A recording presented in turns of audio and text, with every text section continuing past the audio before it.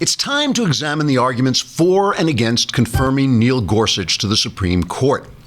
Republicans are saying that Gorsuch is a universally respected judge whose views almost always concur with the majority and whose decisions are almost always upheld by higher courts. Democrats are saying that Gorsuch is a stinky doo-doo head whose mother wears funny shoes and who probably kisses girls and gets cooties. Republicans point out that Gorsuch is an originalist who tries to find the meaning of the law as it was written rather than twisting the Constitution into the image of his own personal or political opinions.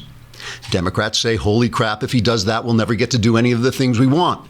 Also, the Constitution is a stinky doo-doo head. Republicans say elections have consequences, and Donald Trump has selected a justice from a list he made public long before he won the presidency, so the voters had a full chance to vet and approve of his choice. Democrats say Donald Trump wouldn't have won the presidency if it weren't for the Russians and the Electoral College, and he cheated, and it rained that day, and it was so dark no one could see who they were voting for, and the dog ate all the good people's votes, and shut up, shut up, shut up, you stink.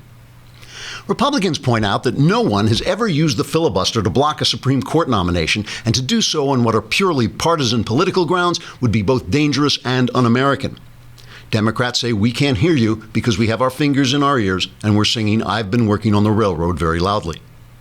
Republicans say we understand Democrats are incensed that we didn't allow the nomination of a lame duck president to reach a vote, but there is a difference between playing hardball politics and shutting down the entire country by having a childish tantrum because you didn't get what you wanted. Democrats say we're going to dig a hole and cover it over with newspaper, then cover the newspaper with dirt so the Republicans will walk on it and fall in the hole and break their legs, and then we'll laugh.